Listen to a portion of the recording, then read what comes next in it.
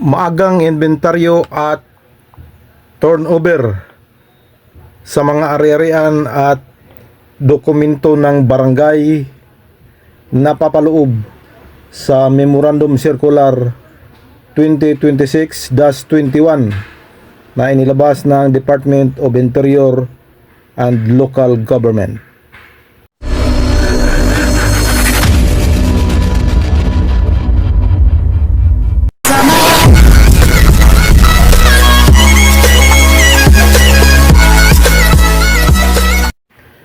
Hello, isang mapagpalang umaga po sa ating lahat mga kapobre.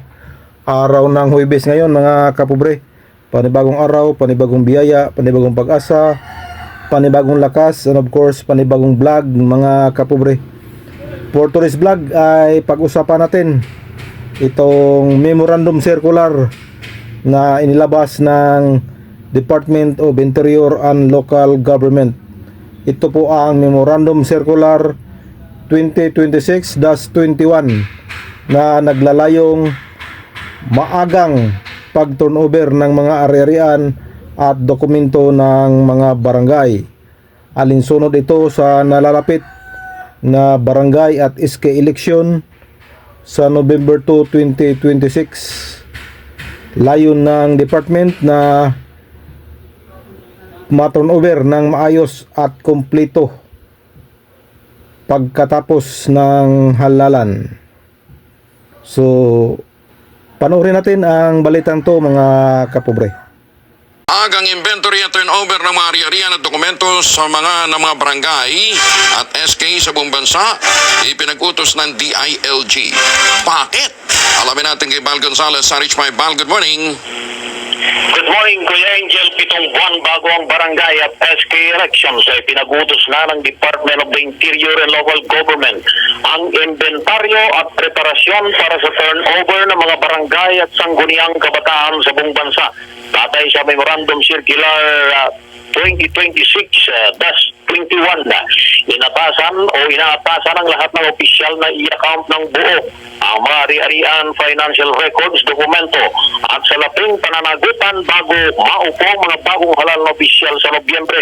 Pinagutos sa mga sa mga punong barangay na buuin ang barangay inventory teams o BITS at sa mga SK chairpersons na magtatag ng SK inventory teams o skits kasama ang mga kinatawan ng komunidad para sa initial at final na inventaryo. Makikipagtulungan ang mga beats at skits sa city at municipal assessment and transition teams upang masigurang pagtalima sa umiiral na mga batas. Alinsunod sa Presidential Decree No.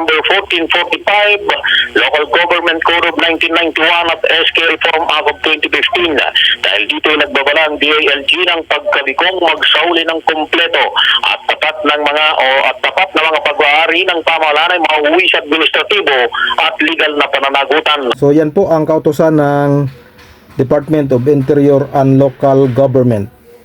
Pinupursige na maagang mag-turnover ang mga barangay pagkatapos ng halalan.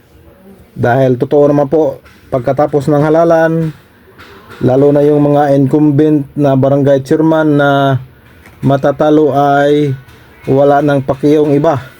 Kasi pag natalo ang mga incumbent chairman ay magpalamig yun, babakas yun, at hindi na nila tubagin pa yung turnover. Kaya ang namumblema ay yung secretary at treasurer na dapat nandun sana si kapitan sa turnover. Kaya ito na, pinaigting na ng DILG na dapat i-turnover ng kumpleto yung mga dokumento, ari-arian ng barangay bago umupo yung mga bagong halal na mga barangay opisyal. So tama yan. Agree ako dyan sa Memorandum Circular ng DILG. Dapat talaga bago umupo yung mga bagong halal ay kumpleto yung mga turnover at mga dokumento na pagmamayari ng barangay. Karamihan kasi mga kapobre, yung mga ari-arian ay hindi na kumpleto. Pero ganun pa man, dahil nga lalo na yung mga chairs, mga table, mga edipisyo ng barangay, kasi nga naman ginagamit yon, kaya yung iba hindi na kumpleto. Pero kailangan yun ng inventaryo.